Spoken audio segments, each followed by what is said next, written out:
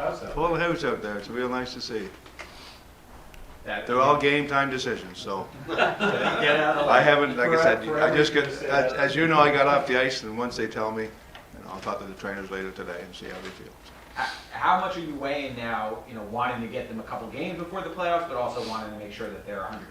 100% is more important than a couple games. Yeah.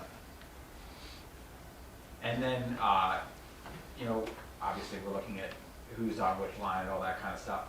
You got four guys in for 3 spots on that one line. What are you looking at to try to help you make that decision? Health, Yeah. obviously. We just said 100%, and there's 3 guys that'll give a game time decision, so we'll see where it goes.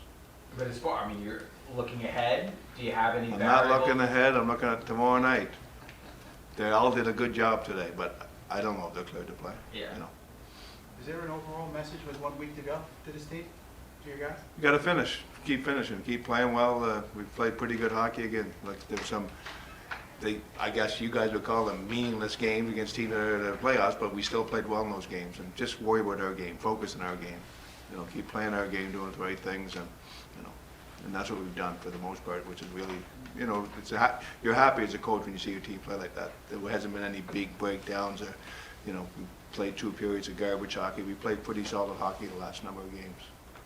Not meaningless tomorrow. You still got a chance to keep first place alive if you win. Yeah, no, definitely. Tomorrow's it's a fun game. It's a first place game, and so we'll see where it goes. And again, I told you it doesn't matter if we finish first. I want to win every game. I want to finish first, but it's not at the end of the day, at the end of next Friday, where we're going to finish, who we're going to play.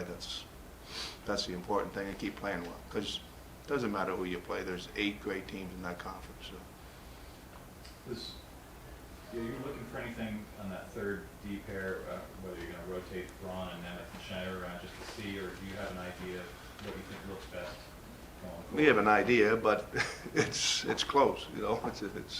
It's a battle. It's close, and that's the way it should be. So we're trying to give everybody some games here, and we'll see one game at a time. We'll project our lineup and see where it goes. And so we'll see tomorrow, and then we'll make some decisions on the back-to-back games.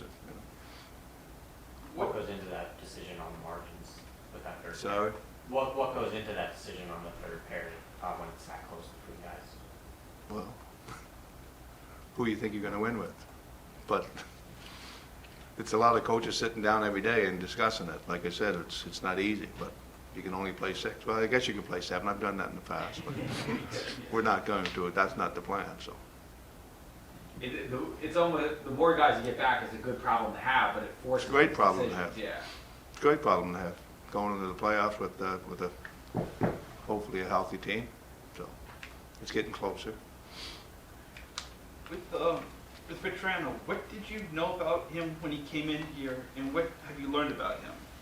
Well, he can shoot the puck. I knew that, and he's fitting in good with those guys. He's playing good hockey, so there was no surprise. The guys played in the league. I mean, we're coaches. We do our job. We got pro scouts. They do our job, and what they told us he was, that's what he is, and that's what we expected from him.